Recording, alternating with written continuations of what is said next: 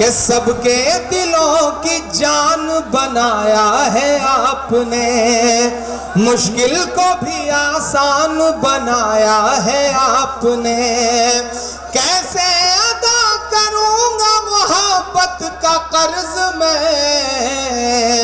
इमरान को इमरान बनाया है आपने, इमरान को इमरान बनाया है आपने।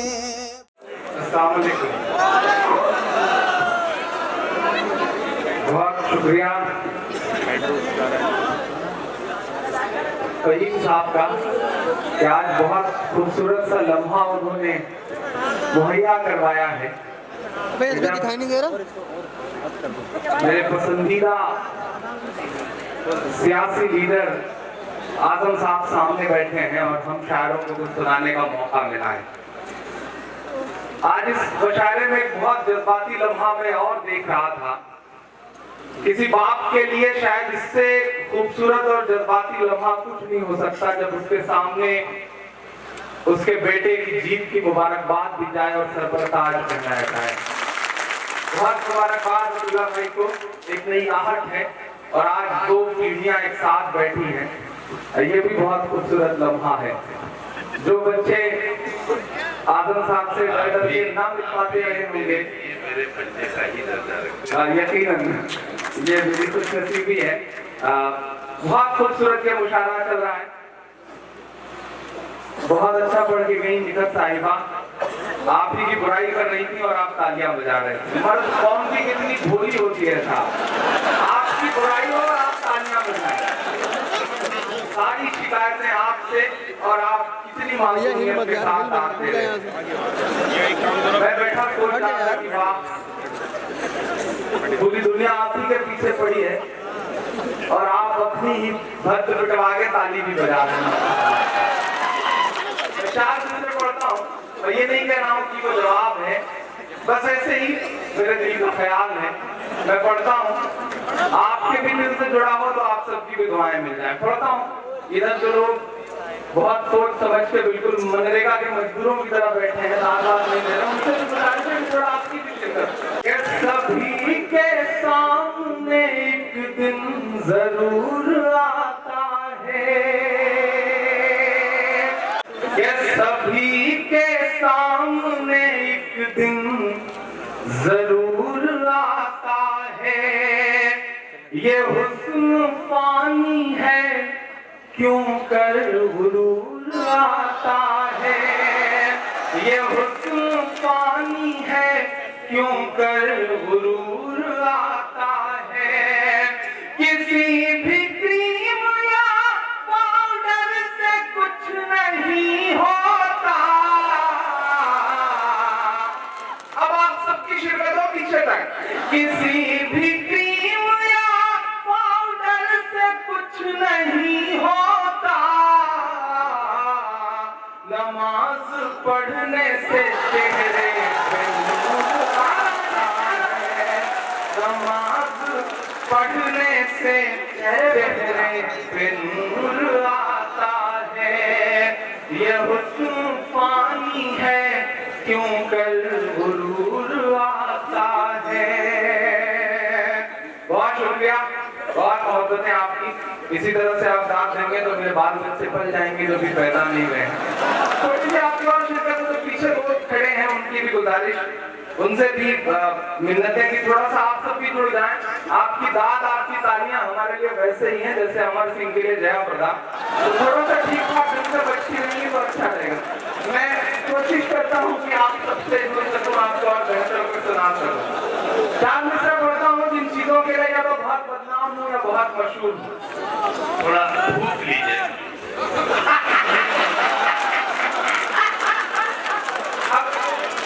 आदम भाई, हमें पूछने की क्या जरूरत है, जब जमाना फूक रहा है तो हमें मैं तो बस जमाने की आवाज को आवाज दे रहा हूँ। 4 मिसरे पढ़ता हूँ साहब, बहुत अच्छा ये मुशायरा चल रहा है, बहुत अच्छा आप सुन रहे हैं। पूरा देश कतार में लगा हुआ है। मुरादाबाद बहुत सब्र वाला जिला है मेरा ख्याल है। आपने बर्दाश्त कर लिया, आपने झेल लिया, बहराइच ने तो उतरने तक नहीं दिया साहब। हालत ये हो गई कि हेलीकॉप्टर को फिर से वापस लाना पड़ गया। मैं 4 मिसरे पढ़ता हूँ और आपसे दुआएं मांगता हूँ कि और कितना हमें बर्बाद करोगे साहिब, और कितना हमें बर्बाद करोगे साहिब। नजीब से लेके मिन्हाज से लेकर के कतार में मरे हुए 80 से ज्यादा लोग, मैं सबकी आवाज बन के महज 4 मिसरे पढ़ता हूँ कि और कितना हमें बर्बाद करोगे साहिब, क्या सितम और नयाई जा करोगे साहिब। खुद के औलाद नहीं है तो बताओ इतना, कितनी माँ को बे औलाद करोगे साहिब, करोगे साहिब। कितनी माँ को बे औलाद करोगे साहिब, करोगे साहिब। क्या सितम और नयाई जात करोगे साहिब। अजीब सा फैसला साहब। रात के 8 बजे टीवी की स्क्रीन काली होती है और एक चेहरा नमदार होता है। वो कहता है कि भाइयों बहनों, 8 से 500 और 1000 की नोट रखती है, कागज का टुकड़ा समझिए। फिर थोड़ी देर बाद कहते हैं कि नहीं साहब, आप बैंक में जाके बदल सकते हैं। हालत ये हो गई कि एक आदमी ने दरवाजा खटखटाया, तो अंदर से बच्चे ने झांक के अपनी माँ से कहा कि मम्मी कोई दाढ़ी वाले बाबा आए। तो मम्मी ने कहा कि बेटा सही से देखो, तुम्हारे पिताजी होंगे 6 दिन पहले नोट बदलवाने गए थे, आज लौट के आए हैं, दाढ़ी पर नहीं होगी। ये हालत करके रखती है साहब। कतार का आलम यह है कि गांव में एक आदमी लाइन में खड़ा था, उसके एक साथ गुजरने वाले आदमी ने कहा कि भाई बैंक तो शहर में, तुम यहाँ क्या कर रहे हो। तो उसने कहा कि बैंक तो शहर में है, लाइन गांव तक आ गई है, मैं लाइन में ही है। ये हालत है साहब। मैं 4 मिसरे पढ़ता हूँ और आपसे दुआएं मांगता हूँ कि कौन कहता है कि दिल में वतन नहीं रखते। देश दुआएं दे रहा है। जापान में खड़े होकर के हंसते हुए कहते हैं कि देश दुआएं दे रहा है। यकीनन देश बहुत दुआएं दे रहा है। दुआओं वाले वीडियो सोशल मीडिया के जरिए सबके पास पहुंच भी रहे हैं। जरा उन्हें सही से सुनिए तो समझ में आए कि देश कितनी दुआएं दे रहा है। यकीनन देश बहुत दुआएं दे रहा है। मैं पढ़ता हूँ साहब कि कौन कहता है कि दिल में वतन नहीं रखते, तुम्हारी तरह से नफरत का मन नहीं रखते। नोटबंदी से डराओ ना हमें, हम वो हैं। ज़कात देते हैं हम, काला धन नहीं रखते, हम नहीं रखते। ज़कात देते हैं हम, काला धन नहीं रखते, हम नहीं रखते। बहुत शुक्रिया, बहुत अच्छा सुन रहे हैं आप। इसी तरह सुनते रहे तो इंशाल्लाह मैं कोशिश करूंगा कि इस सब्जी में भी आपको थोड़ी देर दिखाया। अच्छा दोबारा सुनाना सवाल है। मैं तो सोच रहा था सब एक ही बार में हाई स्कूल पास में, लग रहा है सप्लीमेंट्री से मामला है, एक बार में नहीं आना। अच्छा ये मुरादाबाद है साहब, इसके आसपास का अपना तेवर है, इस शहर की अपनी खूबसूरती है और पूरी दुनिया में ये अपने तेवर के लिए जाना पहचाना भी जाता है, अपनी तहजीब के लिए। मैं पढ़ता हूँ फिर से, आपका हुक्म है मैं पूरा करता हूँ। कौन कहता है कि दिल में वतन नहीं रखते, तुम्हारी तरह से नफरत का मन नहीं रखते। नोटबंदी से डराओ ना हमें, हम वो हैं। ज़कात देते हैं हम, काला धन नहीं रखते, हम नहीं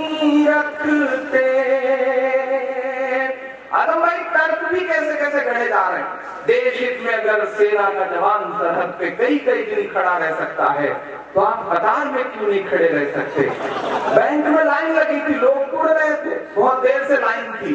एक भक्त पहुंच गया, उसने कहा देश हित में सेना का जवान खड़ा रह सकता है, तो आप क्यों नहीं खड़े रह सकते? देश हित में लाइन में लगे रहिए। पहलवान टाइप का आदमी था मुरादाबाद का, पलटा और कस के कूट दिया उसने।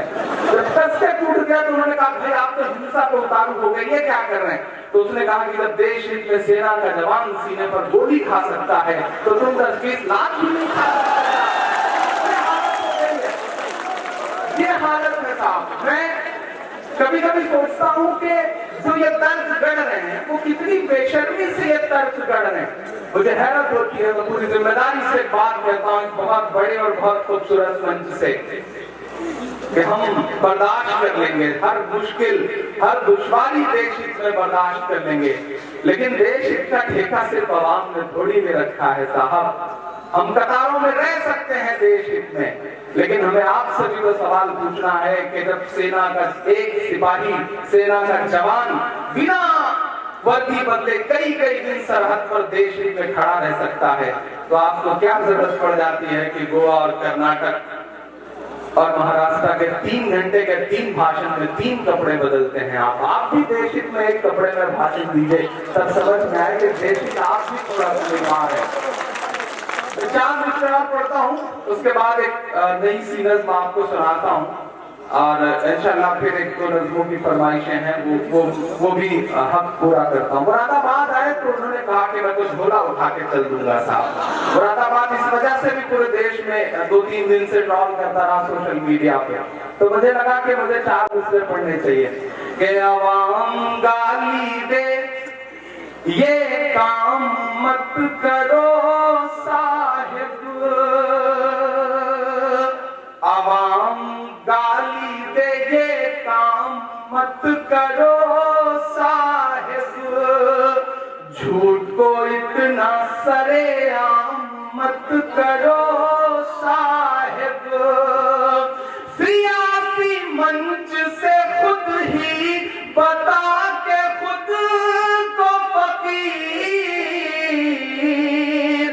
फकीर लफ्ज को बदनाम मत करो साहिब, मत करो साहिब, फकीर लफ्ज को बदनाम मत करो साहिब। बहुत शुक्रिया। बिल्कुल नई सी नज़्म आपकी अदालत में सुनाना है, लेकिन ये बहुत खूबसूरत सा मौका है, और फहीम साहब माइक पर खड़े होकर के आजम भाई के लिए कुछ बोल रहे थे, कुछ पढ़ रहे थे, और मुझे वो तमाम लम्हे याद आ रहे थे जब मैं बहुत छोटा हुआ करता था। आपकी तस्वीरें हम तमाम लोगों के घरों में ऑडियो कैसेट और रील वाली कैसेट आया करती थी, उसमें बजा करती थी, हम सुना करते थे। हमारी मस्जिदों में आपके लिए दुआएं हुआ करती थी, मैंने उन लम्हों को भी दिया है। मैं आप तो इस तरफ का जो पूरा इलाका है वो अपने आप में सियासी तौर पे भी बहुत मजबूत है और बहुत रिच है, लेकिन हम सब जहाँ से आते हैं वहाँ हमारी कोई नुमाइंदगी नहीं है, तो हमारा ये तरफ भी आपके लिए खास मोहब्बत, खास दुआएं, और वो आज तक बरकरार है। मैं 4 मिसरे पढ़ता हूँ। क्यों इमरान जैसा एक शायर इन मिसरों को कहने के लिए मजबूर होता है, या क्यों इमरान जैसा एक शायर ये कहता है? शायद मेरे एहसास और मेरे पीछे की जो सोच है वहां तक पहुंचेंगे तो आपको बिल्कुल सच्चे से लगेंगे मिसरे। मैं पढ़ता हूँ साहब कि लुटा दे तेरी खातिर जान, फिर भी गम नहीं होगा।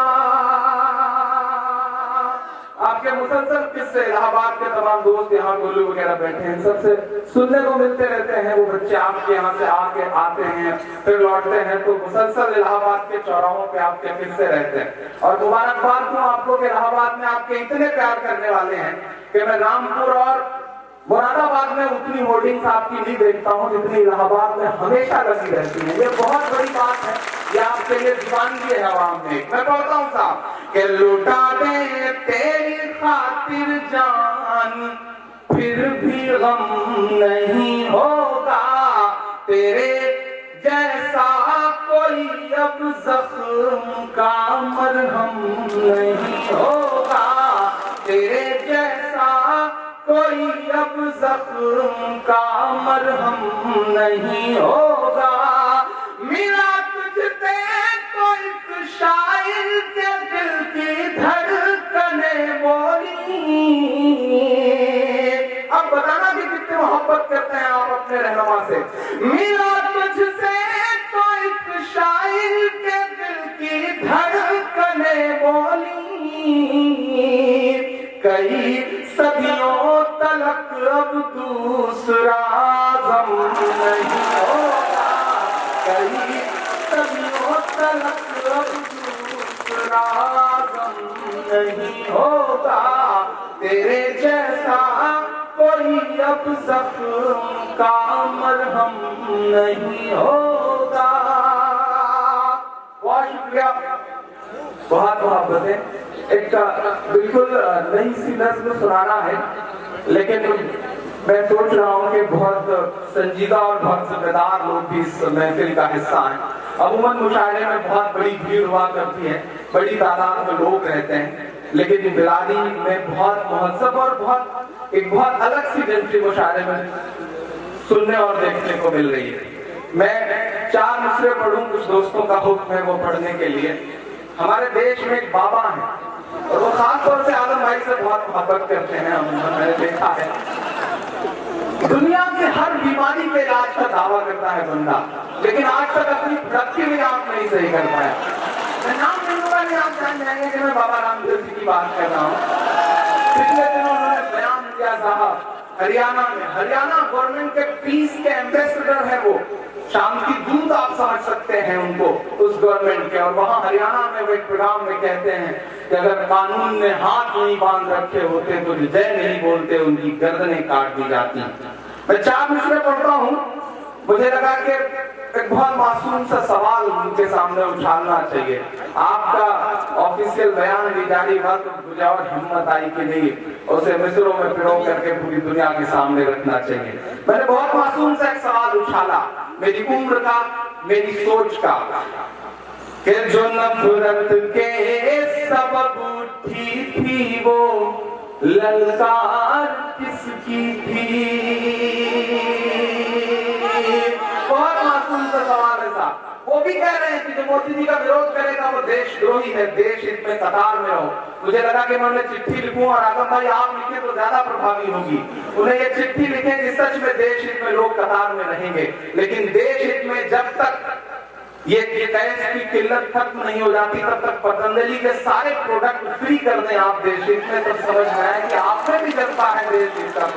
ये चिट्ठी उन तक जानी चाहिए। मैं बोलता हूँ साहब कि जो नफरत के सबब उठी थी वो ललकार किसकी थी, हमारे खून को प्यासी थी वो तलवार किसकी थी, हमारे खून को प्यासी थी वो तलवार किसकी थी। हमारी गर्दने मत काटिए, बस ये बता दीजिए, हमारी गर्दने मत काटिए, बस ये बता दीजिए, जिसे तुम पहन कर भागे थे वो तलवार किसकी थी, जिसे तुम पहन कर भागे थे वो तलवार किसकी थी। बहुत शुक्रिया। जो लोग थोड़ा सा उन सबके भी शिरकत, आपको ये लग रहा होगा कि आपकी आवाज मुझ तक नहीं पहुंचेगी, आपकी बात मुझ तक नहीं पहुंचेगी, आप दुआएं देके बताएं, इंशाल्लाह मैं आपकी धड़कनें सुन के बताऊंगा और उसे लफ्जों में फिरो करके आपके सामने रखूंगा। बस थोड़ी सी आपकी और शिरकत हो। मुझको जालिम का तरफदार नहीं लिख सकते, कम से कम वो मुझे लाचार नहीं लिख सकते। जहां हथेली पे लिए बोल रहा हूं जो सच, उसको इस देश के अखबार नहीं लिख सकते, उसको इस देश के अखबार नहीं लिख सकते। मैं हिम्मत करता हूं और आपसे दुआएं मांगता हूं साहब कि जो नफरत के सबब उठी थी वो ललकार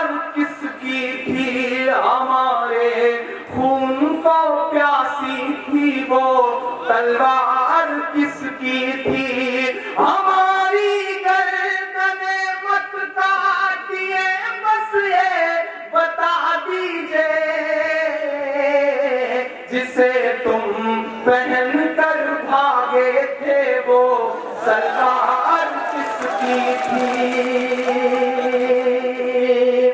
महोबा मेरे जिले से पड़ोस में है, बयान आया कि अब मुस्लिम महिलाओं को उनका हक दिला के रहेंगे। बड़ी फिक्र है साहब उन्हें आजकल, बड़ी चिंता कर रहे हैं वो आजकल। मैं मिसरे बोलता हूँ कि महज पीएम नहीं है आप उन्मादी लफंगों के,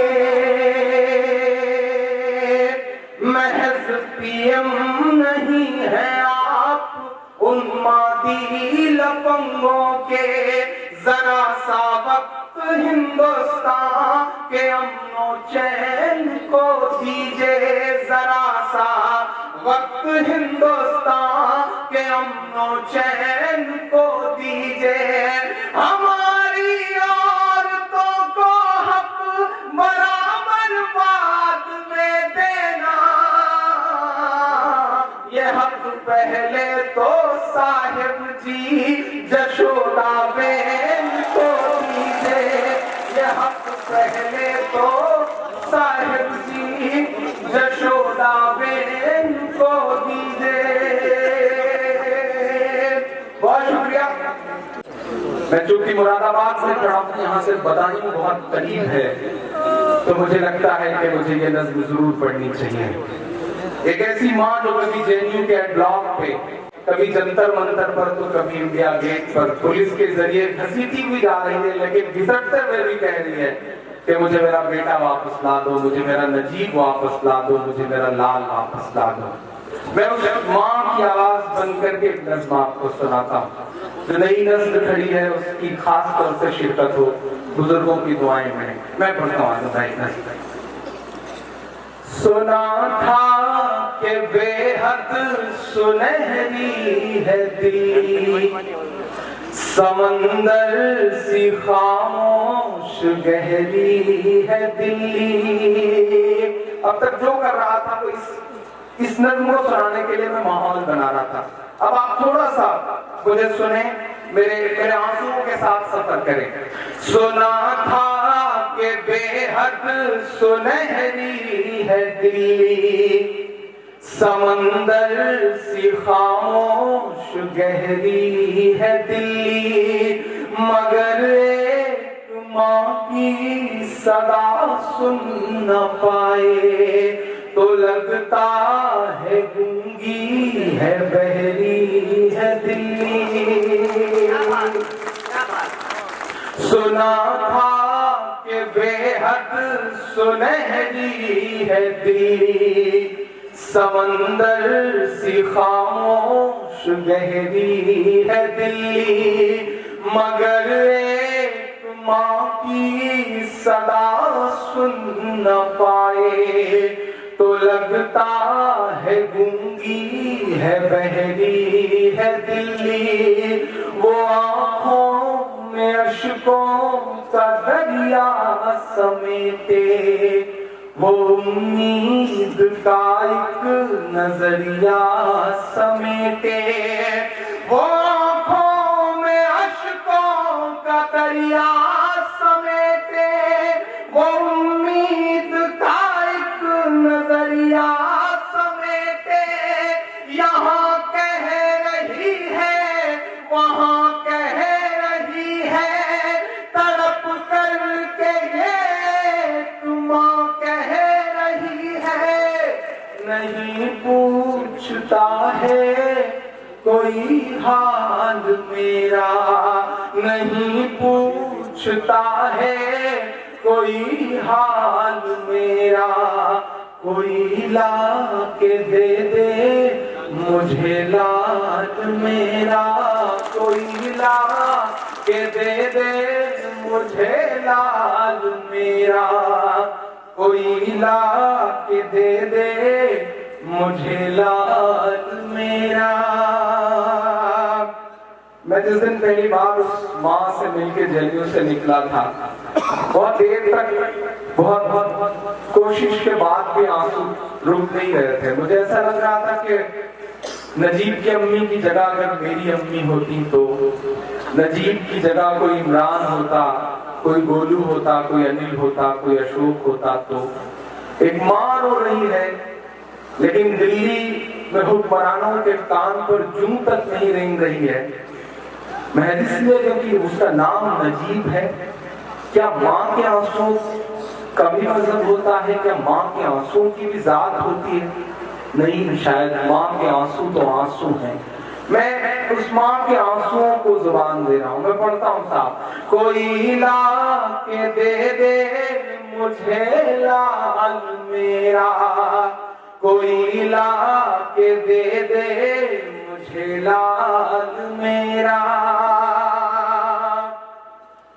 उसे लेके वापस चली जाऊंगी मैं, पलट कर कभी फिर नहीं आऊंगी मैं, उसे लेके वापस चली जाऊंगी मैं, पलट कर कभी फिर नहीं आऊंगी मैं। वही है बुढ़ापे का मेरे सहारा, वो बिछड़ा तो जिंदा ही मर जाऊंगी मैं, उसे लेके वापस चली जाऊंगी मैं, पलट कर कभी फिर नहीं आऊंगी मैं। वही है बुढ़ापे का मेरे सहारा, वो बिछड़ा तो जिंदा ही मर जाऊंगी मैं। वही है मेरी जिंदगी की कमाई, वही है मेरी जिंदगी की कमाई, वही तो है सदियों का अमाल मेरा।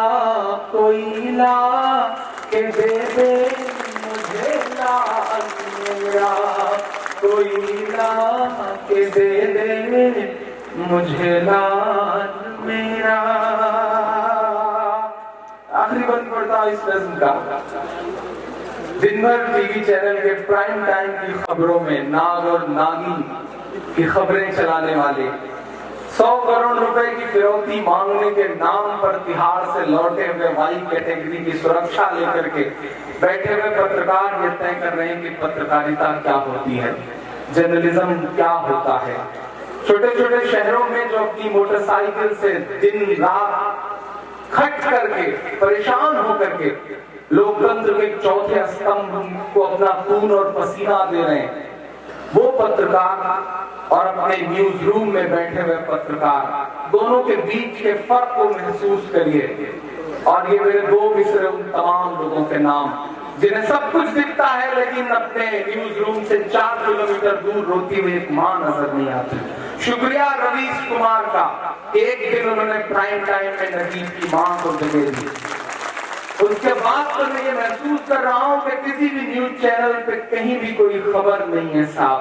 तब इमरान गुस्सा हो करके ये बात कहता है कि ये टीवी के एंकर कहां मर गए हैं, ये गांधी के बंदर कहां मर गए हैं, ये टीवी के एंकर कहां मर गए हैं, ये गांधी के बंदर कहां मर गए हैं। मेरी चीख और मेरी फरियाद कहना, ये मोदी से एक मां की रुदात कहना। मेरी चीख और मेरी फरियाद कहना, ये साहिब से एक मां की रुदात कहना। कहीं झूठ की शख्सियत बह न जाए, मेरा यकीन है, ये मेरा ईमान कह रहा है। ये मैं पढ़ता हूं, आप जुड़ेंगे मेरे साथ तो इंशाल्लाह पूरे हिंदुस्तान में, पूरी दुनिया में आपकी आवाज बन के बोलूंगा। मैं पढ़ता हूं था कि कहीं झूठ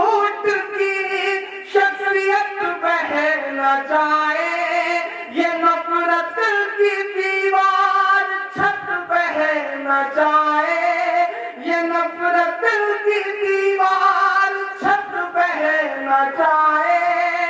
एक माँ के अश्कों का सैलाब साहिब, एक माँ के अश्कों का सैलाब साहिब, कहीं आपकी सल्तनत बह न जाए। उजड़ सा गया है गुलिस्तां वतन का। जुल्म था इससे पहले भी, ज्यादती थी इससे पहले भी, लेकिन ये जो नंगई सड़कों पर उतर आई है ये पहले नहीं थी। इसके लिए लड़ना पड़ेगा, इसके लिए बोलना पड़ेगा कि उजड़ सा गया है गुलिस्तां वतन का, उजड़ सा गया है गुलिस्तां वतन का। नहीं तो ये भारत था खुशहाल, मेरा कोई ला के दे दे मुझे लाल मेरा। बहुत शुक्रिया, बहुत मोहब्बत।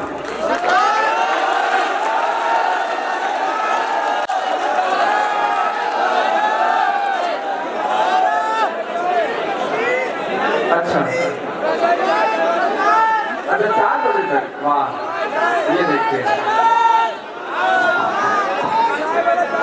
चलिए, नहीं मैं जा थोड़ी रहा था, मैं तो मार्केट वैल्यू चेक कर रहा था कि आप सुनने के मूड में नहीं आए। आप सुनने के मूड में हो तब तो सुनाया था आपको। लेकिन बहुत शुक्रिया कि आप उस एहसास के साथ बैठे हुए हैं कि आपको इंशाल्लाह सुनना है देर तक। इंशाल्लाह आपका हुक्म है, मैं जरूर पढ़ूंगा। लेकिन बस ऐसे ही आना जाना, थोड़ा सा आप सबका जुड़ाव होता रहे, प्रोसेस है। एक बार एक घर में डकैती पड़ी आजम भाई, तो घर वाले बड़े शरीफ लोग थे, उन्होंने सोचा कि डकैत मारे पीटे इससे अच्छा ही चाबियां सौंप दी जाए, सब कुछ दे दिया जाए, कम से कम मार खाने से तो बच जाएंगे। उन्होंने डकैतों को तिजोरी की चाबियां दी, अलमारी की चाबी दी, बोले गहने वहां रखे, पैसे वहां रखे, सब आप ले लीजिए, लेकिन हमें मारिए मत। डकैतों ने चाबियां ले ली और उसके बाद सब कुछ समेट करके पोटली बनाई, पोटली बना के रखी। घर वालों ने सोचा कि अब जान बची। जब रख ली, घर वाले मुतमईन हो गए, तब डकैतों ने घर वालों को मारना शुरू किया। तो डकैतों से घर वालों ने कहा कि भाई जब सब ले लिया आपने, समेट लिया, तो अब मारने की क्या जरूरत। तो डकैतों ने कहा कि देखिए भाई एक प्रोसेस है, वो भी पूरा करना पड़ता है, उसके तहत काम होता है, तो थोड़ा सा मुझे भी वो प्रोसेस पूरा करना है। मैं कोशिश करता हूँ कि आप थोड़ा सा और जुड़ जाएं, ये जो बीच में लोग हैं थोड़ा सा उनकी और शिरकत हो जाए। तो मैं थोड़ा सा आपको जोड़ने के लिए 4 मिनट पढ़ता हूँ, फिर एक संजीदा सी नज़्म और आपको सुनाता हूँ कि चाय चाय करते थे 2014 के भाषण 2016 आते आते मैं पढ़ता हूँ साहब कि चाय चाय करते थे। शुक्रिया आजम भाई का इस बात के लिए भी कि आपके मौजूद रहने पे बड़ी तादाद में पुलिस वाले भी थोड़ी देर खड़े होकर शायरी सुन लेते हैं, वरना ऐसा मौका बहुत मुश्किल से आता है। ये तो डिसिप्लिन वाले लोग हैं, तो जल्दी कहाँ नसीब होते हैं हम लोगों को। वर्दी के बारे में चाहे जो बातें करें आप सारे लोग, चाहे जो भरम पाल के रखें, लेकिन सलाम है इस वर्दी को। जब मैं इस वर्दी की तरफ देखता हूँ तो मेरी आंखों में शहीद हेमंत करकरे साहब का चेहरा आ जाता है। मैं जब इस वर्दी की तरफ देखता हूँ तो मेरी आंखों में शहीद जियाउल हक का चेहरा आ जाता है, मेरी आंखों में शहीद तंजील अहमद का चेहरा आ जाता है। ऐसे तमाम चेहरे मेरी आंखों में आ जाते हैं। ये अपनी रातें कुर्बान करके आपकी सुरक्षा और आपकी महफूजियत का ख्याल रखते हैं, तो इनकी मौजूदगी को भी सलाम। ऐसा बोलना भी जरूरी था क्योंकि सही सलामत घर भी था। इनकी मोहब्बत है, मैं पढ़ता हूँ, आप बहुत अच्छा सुन रहे हैं। ऐसा करके थोड़ा उन्हें भी हंसने का मौका दिया जाए, वरना ये इतना डिसिप्लिन में रहते हैं आजम भाई कि ये ना हंस पाते हैं, लगता है कि प्रोटोकॉल में हंसा भी न जाए। और एक बार एक दरोगा जी पुणे में गिर गए, रात का सफर था, जा रहे थे। अब अंदर से चिल्लाएं, कोई जल्दी बचाने ना आए, किसी तक सदा न पहुंचे। एक सिपाही उधर से गुजरा, कांस्टेबल, उसको लगा कि कोई अंदर है। उसने सोचा लाओ जिंदगी में पहली बार कुछ नेक काम करूं। अमूमन नहीं करते हैं, रस्सी वस्सी कहीं से अरेंज करी, लटकाया और कहा भाई जो भी हो आप रस्सी पकड़ ले, ऊपर आ जाए। दरोगा साहब ने रस्सी पकड़ी, रस्सी पकड़ के बड़ी मशक्कत करके वो जब ऊपर आए, एक हाथ बचा तो सिपाही ने देखा कि अरे ये तो मेरे दरोगा, मुझे डिसिप्लिन याद आया। उसने कहा जय हिंद सर। दरोगा के पीछे ये जो डिसिप्लिन है वो बहुत बनवाता है सारे इंसान को। अब सिपाही भगा, उसे लगा कि अरे दरोगा साहब तो निपट गए। दरोगा साहब जोर जोर से अंदर से चिल्लाए, उधर से एसपी साहब गुजरे। एसपी साहब के कान में आवाज पड़ी। पुलिस के आला अधिकारी अमूमन दरिया दिल होते हैं, मोहब्बतें और उनके दिल में रहा करती हैं। तो एसपी साहब की गाड़ी में पड़ी हुई थी रस्सी, उन्होंने रस्सी निकलवाई और नीचे लटका के कहा भाई जो भी हो आप ऊपर आ जाएं। दरोगा साहब ने रस्सी पकड़ी, एक हाथ जब बचा तो इस बार दरोगा साहब ने देखा कि अरे ये तो मेरे एसपी साहब, उन्हें डिसिप्लिन याद आया। उन्होंने रस्सी छोड़ के कहा जय हिंद सर, फिर नीचे। ये जो डिसिप्लिन है साहब वो बहुत परेशान करता है, वो बड़ा मरवाता है। लेकिन उनकी मौजूदगी के डिसिप्लिन में रह के भी शायरी सुन रहे हैं। मैं पढ़ता हूँ साहब कि चाय चाय करते थे, गाय गाय करते हैं, चाय चाय करते थे, चाय चाय करते थे, गाय गाय करते हैं, जागे हैं दलित जब से, हाय हाय करते हैं, जागे हैं दलित जब से। भाइयों बहनों, उन्हें मत मारो, मुझे गोली मार दो। मैं इसलिए बोलता हूँ, समझदार लोग पहुंच ही जाते हैं। अच्छा, आपका भी मैं पढ़ता हूँ कि चाय चाय करते थे, गाय गाय करते हैं, जागे हैं दलित जब से, हाय हाय करते हैं। और 3 साल बाकी है, आने दो जरा 19। रात के 2:30 बजे एक शायर बहुत दिल से ये मिसरे पढ़ रहा है, इंशाल्लाह कबूल जरूर होंगे, ये मेरे दिल की सलाह है। मैं पढ़ता हूँ साहब कि 3 साल बाकी है, आने दो जरा